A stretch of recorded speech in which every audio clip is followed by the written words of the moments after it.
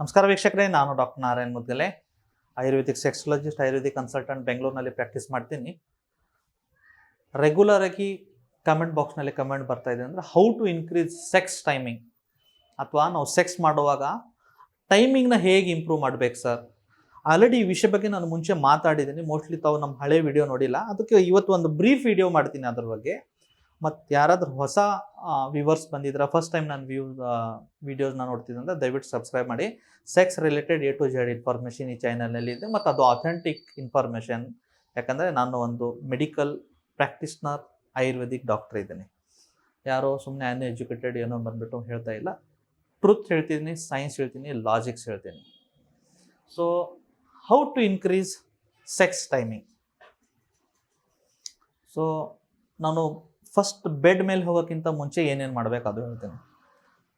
Brisk walk every time ನಾನು ಹೇಳ್ತೀನಿ. ವಾರಕ್ಕೆ 4 ದಿನ ಅಟ್ಲೀಸ್ಟ್, ವೀಕ್ಲಿ 4 ಡೇಸ್ 45 ನಿಮಿಷ ಸ್ವಲ್ಪ ಬ್ರಿಸ್ಕ್ ವಾಕ್. ನಾರ್ಮಲ್ ವಾಕ್ಕಿಂತ ಸ್ವಲ್ಪ fast, 45 minutes compulsory daily start ಮಾಡಿ.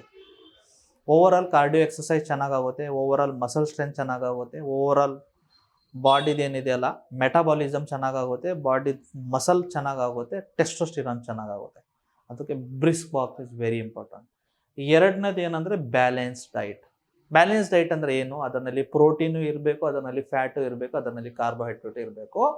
ಬಟ್ ಏನಂದರೆ ಜಂಕ್ ಫುಡ್ ಇರಬಾರ್ದು, ಆಯಿಲ್ ಫುಡ್ ಇರಬಾರ್ದು, ನಿಮ್ಮ ಬಾಯಿಗೆ ಏನೇನೇನು ಟೇಸ್ಟ್ ಫೀಲ್ ಆಗುತ್ತೆ ಅವೆಲ್ಲ ಇರಬಾರ್ದು. ವೆರಿ ಹೆಲ್ದಿ, ವೆರಿ ಬ್ಯಾಲೆನ್ಸ್ ಡೈಟ್. ಅದರಲ್ಲಿ ಫ್ರೂಟ್ಸು, ಗ್ರೀನ್ ವೆಜಿಟೇಬಲ್ಸು, ಸಲಾಡ್ಸು, ಒಳ್ಳೆ ರೀತಿ ಪ್ರೋಟೀನು, ಒಳ್ಳೆ ರೀತಿ ಫ್ಯಾಟು ಮತ್ತು ಒಳ್ಳೆ ರೀತಿ ಕಾರ್ಬೋಹೈಡ್ರೇಟ್ ಇರಬೇಕು. ಈ ಥರ ಬ್ಯಾಲೆನ್ಸ್ ಡೈಟ್ನ ತೊಗೊಳ್ಳಿ. ಅದರ ನಂತರ ಏನು? ಪಾಲಕ್ ಸೊಪ್ಪು ತಿನ್ನಿ, ಸೆಕ್ಸ್ಗಾಗಿ ಚೆನ್ನಾಗಿರುತ್ತೆ. ಡ್ರಮ್ ಸ್ಟಿಕ್ ತೊಗೊಳ್ಳಿ, ನುಗ್ಗೆಕಾಯಿ, ಆಮೇಲೆ ಆನಿಯನ್ ತೊಗೊಳ್ಳಿ, ಈರುಳ್ಳಿ, ಬೆಳ್ಳುಳ್ಳಿ, ಆಮೇಲೆ ನಿಮಗೆ ಕಲ್ಲಂಗಡಿ ಹಣ್ಣು, ಉದ್ದಿನ ಬೇಳೆ. ಸೆಕ್ಸ್ಗಾಗಿ ತುಂಬ ಚೆನ್ನಾಗಿ ಇದನ್ನು ರೆಗ್ಯುಲರ್ ಡೈಟ್ನಲ್ಲಿ ಆ್ಯಡ್ ಮಾಡಿ. ಜೊತೆಗೆ proper sleep is very important. ಯಾಕಂದರೆ ನೀವು ಮಿನಿಮಮ್ 8 ಗಂಟೆ ಮಲಗಲೇಬೇಕು. ದೇವ್ರ ಸೃಷ್ಟಿ ಉತ್ಪಾದನೆ ಹೇಗೆ ಮಾಡಿದ್ದಾರೆ ಅಂದರೆ 12 ಅವರ್ಸ್, ಬೆಳಗ್ಗೆ ಒಂದು 12 ತಾಸು ನಾವು ವರ್ಕ್ ಮಾಡಬೇಕು, ರಾತ್ರಿ ಏನು ಮಾಡಬೇಕು, ನಾವು ಒಂದು 8 ಅವರು 10 ಅವರು ಮಲಗಿರಬೇಕು. ಬಾಡಿನಲ್ಲಿ ಏನೇನೋ ಚೇಂಜಸ್ ಆಗ್ತಾ ಇರುತ್ತೆ. ಬಾಡಿದೇ ಒಂದು ಒಳಗಡೆಯಿಂದ ಸಿಸ್ಟಮ್ ಇರುತ್ತೆ, ಅದಕ್ಕೆ ತಾನಿಗೆ ರಿವೈವ್ ಮಾಡೋಕ್ಕೆ, ರಿಕವರ್ ಮಾಡೋಕ್ಕೆ. ನೀವು ಜಸ್ಟ್ ಮಲಗಿಬಿಟ್ರೆ ಸಾಕು, ಬಾಡಿ ಸಿಸ್ಟಮೇ ಬಾಡಿಗೆ ರೆಡಿ ಮಾಡುತ್ತೆ. ಬಾಡಿಗೆ ಹೊರಗಡೆಯಿಂದ ಯಾವ ಡಾಕ್ಟರ್ದು, ಯಾವ ಇಂಜಿನಿಯರ್ದು, ಯಾವ ಮೆಕ್ಯಾನಿಕ್ಸ್ ಅವಶ್ಯಕತೆ ಇಲ್ಲ.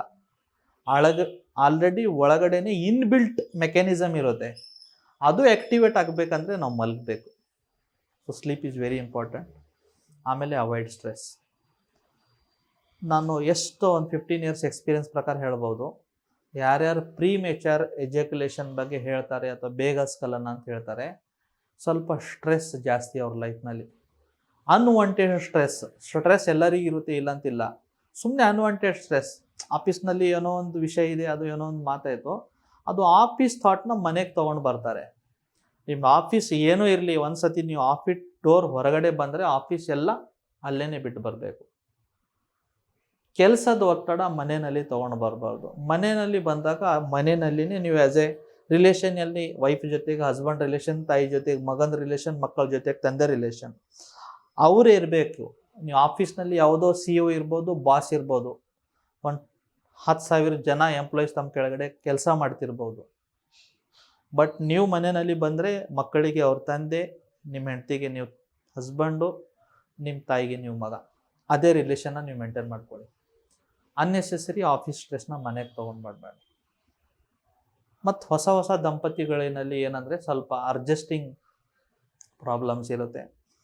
ಇವ್ರ ವೇ ಆಫ್ ಥಿಂಕಿಂಗ್ ಬೇರೆದಿರುತ್ತೆ, ಅವನ ವೇ ಆಫ್ ಥಿಂಕಿಂಗ್ ಬೇರೆದಿರುತ್ತೆ. ಇವ್ರಿಗೆ ಫುಡ್ ಇಷ್ಟ ಆಗಲ್ಲ. ಸೊ ಅದಕ್ಕೆ ಸ್ವಲ್ಪ ಅಡ್ಜಸ್ಟ್ಮೆಂಟ್ಗೆ ಟೈಮ್ ಆಗುತ್ತೆ. ಆ ಟೈಮ್ನಲ್ಲಿ ಅನ್ನೆಸರಿ ಒಬ್ಬರೊಬ್ರಿಗೆ ಮೇಲೆ ಕಿಚ್ಚಾಡೋದು ಬೇಡ. ಸ್ವಲ್ಪ ಒಬ್ಬರೊಬ್ರಿಗೆ ಟೈಮ್ ಕೊಡಿ. ಯಾರೂ ಪರ್ಫೆಕ್ಟ್ ಇಲ್ಲ, ಪರ್ಫೆಕ್ಟ್ ಹಸ್ಬೆಂಡ್ ಅಂತ ವರ್ಡ್ ಇಲ್ಲ, ಪರ್ಫೆಕ್ಟ್ ವೈಫ್ ಅಂತೂ ವರ್ಡ್ ಇಲ್ಲ. ಎಲ್ಲರೂ ಇನ್ಪರ್ಫೆಕ್ಟು.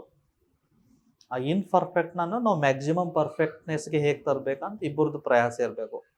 ಬರೀ ವೈಫೇ ಅವ್ರ ಕಡೆಯಿಂದ she has to changes in her behaviour ಅಂತ ನೀವು ಎಕ್ಸ್ಪೆಕ್ಟ್ ಮಾಡಬಾರ್ದು, ಅಥವಾ ಹಸ್ಬೆಂಡ್ ಈ ಥರ ಬದಲಾವಣೆ ಆಗಬೇಕಂತ ತಾವು ಎಕ್ಸ್ಪೆಕ್ಟ್ ಮಾಡಬಾರ್ದು.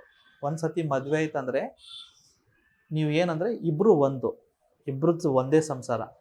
ಸೊ ಒಬ್ಬರೊಬ್ಬರಿಗೆ ಅಂಡರ್ಸ್ಟ್ಯಾಂಡ್ ಚೆನ್ನಾಗಿ ಮಾಡ್ಕೋಬೇಕು, ಮಿಸ್ಅಂಡರ್ಸ್ಟ್ಯಾಂಡ್ನ ಅವಾಯ್ಡ್ ಮಾಡಬೇಕು, ಅದಕ್ಕೆ ಸ್ಟ್ರೆಸ್ ಫ್ರೀ ಇರಬೇಕು. ಸೊ ಇದು ಆಯಿತು ಬಿಫೋರ್ ಬೆಡ್ಡು.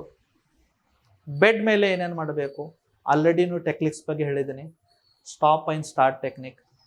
ನೀವು ಪೆನೆಟ್ರೇಟ್ ಮಾಡ್ತಾ ಇದ್ದೀರಾ, ಸೆಕ್ಸ್ ಮಾಡ್ತಿದ್ದೀರಾ, ಇವಾಗ ಅನ್ಸುತ್ತೆ ಇನ್ನೂ ಒಂದು 5 ಅಥವಾ 6 ಸ್ಟ್ರೋಕ್ ಮಾಡಿಬಿಟ್ರೆ ಸ್ಖಲನ ಆಗ್ಬೋದಂತ ವಿಡ್ರಾ ಮಾಡ್ಕೊಳ್ಳಿ. ಸ್ವಲ್ಪ ವೇಟ್ ಮಾಡಿ, ಸ್ವಲ್ಪ ಸೆನ್ಸೇಷನ್ ಕಡಿಮೆ ಆಯ್ತು ಅಂದರೆ ತಿರ್ಗಾ ಪೆನೆಟ್ರೇಟ್ ಮಾಡಿ, ತಿರ್ಗಾ ವೇಟ್ ಮಾಡಿ. ಇದು ಸ್ಟಾಪ್ ಆ್ಯಂಡ್ ಸ್ಟಾರ್ಟ್ ಟೆಕ್ನಿಕ್ ಒಂದು.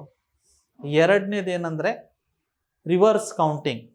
ಅಂದರೆ ನೀವು ಸೆಕ್ಸ್ ಮಾಡ್ತಾಯಿದ್ರೆ ಅದರ ಮೇಲೇ ಜಾಸ್ತಿ ಫೋಕಸ್ ಮಾಡಬೇಡಿ, ಯಾಕಂದ್ರೆ ಮೈಂಡ್ಗೆ ನೀವು ಎಷ್ಟು ಅದ್ರ ಮೇಲೆ ಫೋಕಸ್ ಇಟ್ಟರೆ ಬೇಗ ಸ್ಖಲನ ಆಗೋ ಸಾಧ್ಯತೆ ಇರುತ್ತೆ.